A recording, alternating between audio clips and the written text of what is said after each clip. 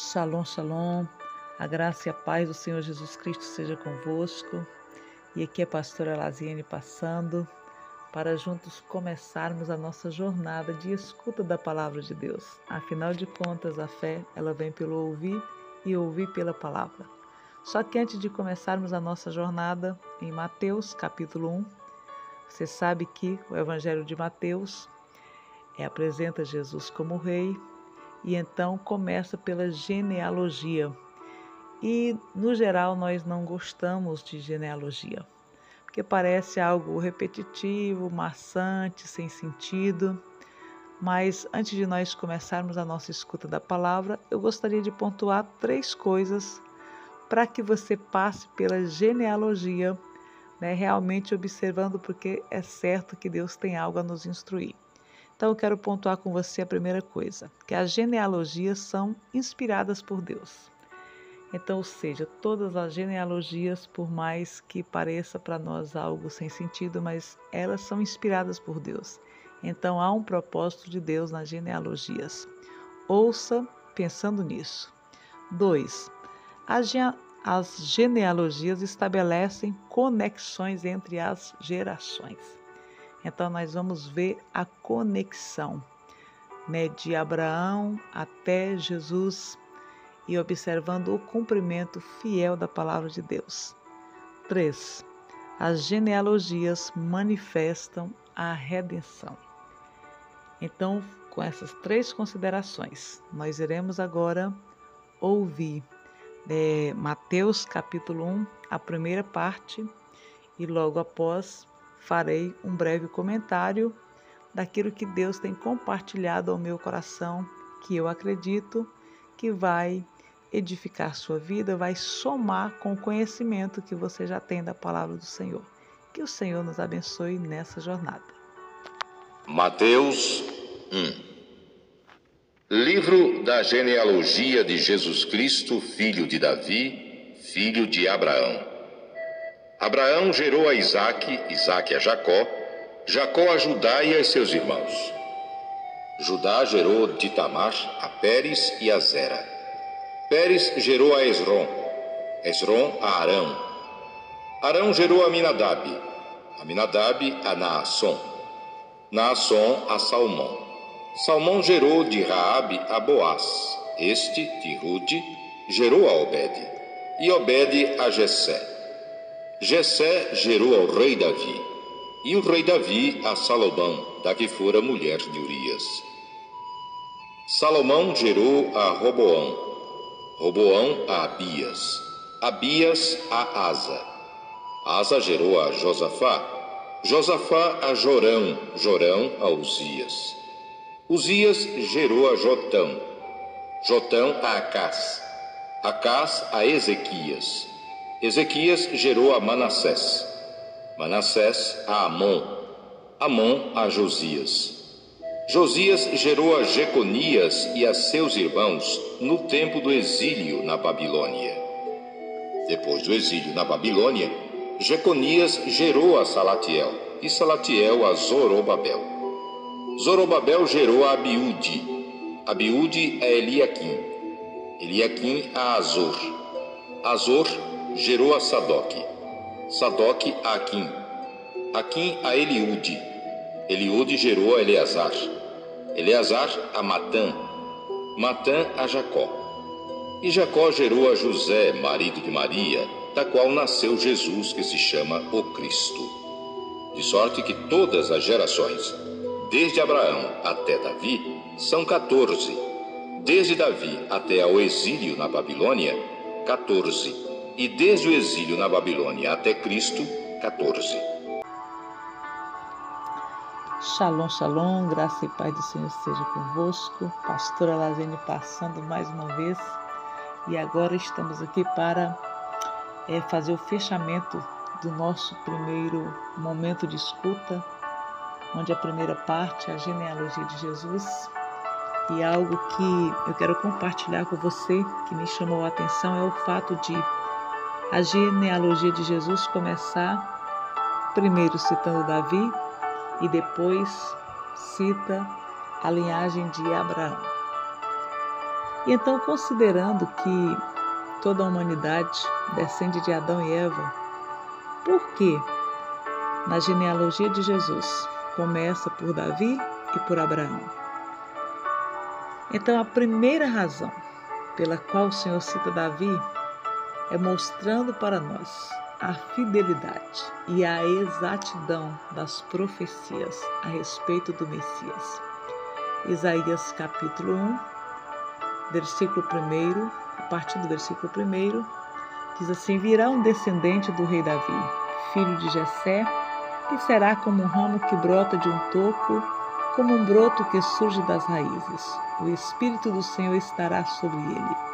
Ele dará sabedoria e conhecimento, capacidade e poder. Ele temerá o Senhor, conhecerá a sua vontade e terá prazer em obedecer-lhe. Uau, que poderoso! Então, a primeira coisa que nós observamos, o fato de a genealogia de Jesus começar por Davi, é o Senhor mostrando para nós, através da sua palavra, que Jesus Cristo é o cumprimento das profecias desde Gênesis até Apocalipse. E esse versículo, gente, eu não sei se vocês pararam para analisar, que coisa gloriosa a respeito do nosso Senhor e Salvador Jesus Cristo. E aqui tem uma lição poderosa para nós. O versículo termina dizendo o seguinte: ele temerá o Senhor, conhecerá a sua vontade e terá prazer em obedecer-lhe. Sim, obedecer ao Pai, fazer a vontade do Pai, nunca foi um fardo para Jesus. Obedecer ao Pai era o prazer de Jesus nesta terra. E Filipenses diz que Jesus ele foi obediente até a morte e morte de cruz. Jesus não mediu consequência para a sua obediência, ainda que a sua obediência o levasse à crucificação. Que lição para mim e para você. E eu oro para que o Senhor conceda a nós esse coração disposto a obedecer a Deus. Que o nosso prazer seja obedecer ao Pai, independente do custo, independente do preço que precisamos pagar para honrar e glorificar o nome do Senhor. Continuando, agora Mateus cita Abraão. E Abraão gerou a Isaac, Isaac gerou a Jacó, e então vai citando todas as gerações até chegar em Jesus Cristo, o descendente de Davi, o leão da tribo de Judá. E por que Abraão e não Adão? Primeiro, porque Abraão representa a linhagem do povo escolhido de Deus. Aleluias! Como é glorioso saber que também fazemos parte desta linhagem. Nós somos descendentes de Abraão pela fé. Fazemos parte da linhagem do povo escolhido de Deus. E isso é glorioso. Abraão também é conhecido como pai da fé. Então, todos os que são descendentes de Abraão são descendentes pela fé. Louvado seja o nome do Senhor. Segunda razão pela qual Abraão é citado é porque é a Abraão que o Senhor faz a primeira promessa de que da sua descendência sairiam nações e também reis. Então os reis são descendentes da linhagem de Abraão. Jesus, ele é o Messias, o nosso Salvador, mas também ele é o Rei dos Reis e o Senhor dos Senhores. E a primeira promessa feita na Bíblia a respeito dos reis surge de Abraão, que é o pai da fé. Então isso é muito glorioso, muito poderoso, muito interessante. Pelo menos para mim eu achei assim muito interessante que Deus trouxe ao meu coração e então eu decidi compartilhar com você. Agora, o segundo fato curioso na genealogia de Jesus, provavelmente você deve ter observado ou talvez não, é o fato de que na genealogia de Jesus existe somente 5 mulheres que fazem parte da genealogia de Jesus. Então, dentre essas 5 mulheres, se destacam, dentre as quais se destacam, 3 delas são estrangeiras, 2 cananeias e uma moabita. Então, a primeira mulher é Tamar, aquela que teve que se vestir de prostituta e teve uma relação com seu sogro para que ela pudesse garantir a sua linhagem.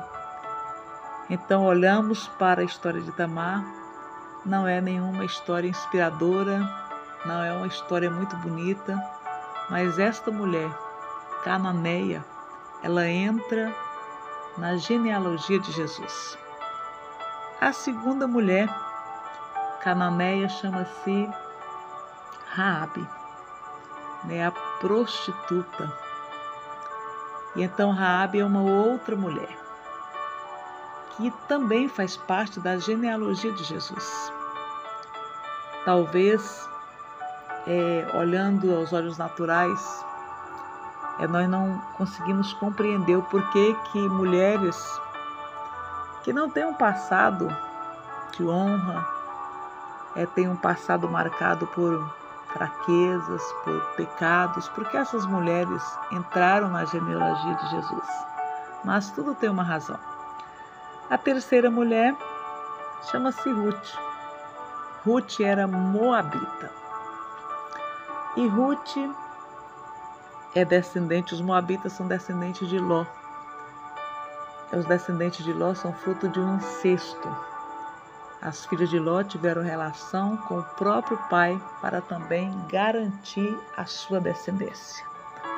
Mas esta mulher também entra na genealogia de Jesus e é um exemplo de fé perseverante, de amor altruísta para quem conhece a história de Ruth. A quarta mulher é uma mulher israelita, porém entra na genealogia de Jesus com uma história também terrível. E essa mulher chama-se Batseba. Na verdade, na genealogia não fala no nome de Batseba, mas diz daquela que foi mulher de Urias. Fala que Davi gerou Salomão, daquela que foi a mulher de Urias, que nós sabemos que foi Batseba. E então você que é leitor e conhecedor da palavra sabe a história de Batseba, que se envolveu com o rei. Claro, ela foi obrigada, foi chamada pelo rei para ir ao palácio, e ali aconteceu um adultério. Depois desse adultério, aconteceu um homicídio, e então foi uma história terrível, uma história marcada por dor, por sofrimento, por humilhações. Mas também esta mulher entra na genealogia de Jesus. E a quinta mulher é Maria, a mãe do Salvador. Uma mulher de fé, uma jovem de fé, que se dispôs a cumprir os propósitos de Deus, independente do custo. Talvez você possa estar perguntando, pastora, mas que custo? Você já imaginou que não foi tão fácil assim para Maria cumprir a missão de ser a mãe do Salvador? Por um lado, um grande privilégio, mas por outro, você acha mesmo que todas as pessoas acreditaram que Maria estava grávida do Espírito Santo? Então, quantos olhares maldosos, quantos julgamentos, quantas calúnias, quantos dedos apontados para Maria. Certamente não foi fácil ela cumpriu o propósito para o qual o Senhor a designou, mas ela foi fiel até o fim e se manteve íntegra, fiel e permaneceu na presença de Deus, de maneira que o nome do Senhor foi honrado através da sua vida e é um grande exemplo de fé. Mas para fechar, primeira parte desse capítulo, quais são as lições que nós temos? Então, através dessas 4 mulheres. Lembra que um dos propósitos da genealogia é que elas manifestam a redenção? Sim, nós podemos observar a graça de Deus estendida a todas as pessoas através de, esqueci o nome da mulher agora, através de Tamar, através de Ruth, através de Raabe e através de Batseba. Então essas 4 mulheres não tiveram passado de honra. Essas 4 mulheres são marcadas por pecados, por fraquezas e fragilidades, como todos nós somos. Mas, ou seja, a graça de Deus já estava presente na genealogia de Jesus quando o Senhor abre a oportunidade para essas mulheres improváveis. Somente essas 4, tirando Maria, entraram na linhagem do Salvador. Que coisa gloriosa! Como é maravilhoso servir a este Deus de graça, de amor, que não considera, os nossos fracassos, os nossos pecados, independente da sua raça, da sua nacionalidade, da sua posição social, independente de qualquer coisa. Esse Deus de amor nos ama. Ele está sempre disposto a nos receber no seu reino, de braços abertos. E tudo que o Senhor espera é que nós reconheçamos os nossos pecados, que nós nos arrependamos verdadeiramente e possamos entrar no reino de Deus que está disponível para todos os homens, para todas as pessoas. E a porta de entrada para o reino chama-se arrependimento. Melhor dizendo, a chave para abrir a porta de entrada do reino é arrependimento. E esta é a razão pela qual essas 4 mulheres entraram na genealogia de Jesus. O Senhor já demonstra, a redenção, a sua graça, mesmo no tempo da lei, manifestando o seu amor incondicional para todo aquele que se rende a Ele de todo o coração. Desejo que esta palavra ela possa abençoar a sua vida e que o Senhor acrescente ao seu coração mais e mais revelação. E eu quero encerrar esse primeiro momento orando por você. Querido Deus, bondoso e grandioso Pai que estais nos céus, como é bom saber que Tu és o nosso Deus, que Tu és o nosso Abba Pai, que o Teu amor para conosco é incondicional. Não importa, Senhor, a gravidade dos nossos pecados. Não importa, Senhor, os nossos erros. Ainda que os nossos pecados sejam como a escarlata, diz a Tua palavra que o sangue de Jesus Cristo é poderoso para nos perdoar e para nos purificar. Nós vemos, Senhor, quão fiel é a Tua palavra através da genealogia de Jesus. E também, Senhor Deus, nós vemos a manifestação da Tua graça. Nós vemos, ó Deus, a manifestação da Tua misericórdia. Nós vemos, ó Deus, o Teu amor leal através da vida de Tamar, através da vida de Ruth, através da vida de Raabe, através da vida de Batseba e através da vida de Maria. Senhor Deus Todo-Poderoso, eu oro neste momento pedindo que esta mesma graça que foi liberada sobre a vida destas mulheres, que eram mulheres improváveis, Senhor, que eram mulheres que tinham uma história terrível diante da sociedade, mas que o Senhor deu a elas um lugar de honra na genealogia do Salvador, que esta mesma graça venha sobre os Teus filhos, venha sobre cada um dos meus irmãos. Senhor Deus, que eles recebam a Tua graça e que esta graça traga perdão, que esta graça libere cura, que esta graça traga libertação, que a tua graça, Pai, seja liberada, de forma que cada um dos teus filhos sejam capacitados para servir a ti, para honrar o Senhor nesta caminhada a qual o Senhor nos propôs, uma jornada de fé, porque a Bíblia diz que todos aqueles que andam pela fé agradam ao Senhor. Pai, visita cada um dos meus irmãos, das minhas irmãs, Deus, e que a tua palavra, que é viva e poderosa, esta palavra, ela possa, Senhor Deus, operar com poder na vida de cada um dos teus filhos. Eu quero ministrar cura, eu quero ministrar libertação, renovo, avivamento, ressignificação. Meu Deus, que a tua palavra poderosa opere na vida daqueles que estão cativos, Deus querido, pelo medo, Deus, pela depressão, pelo desespero, pelo desânimo, mas que eles sejam alcançados pela tua graça, pela tua misericórdia. Eu oro ao Senhor no nome de Jesus Cristo. Amém.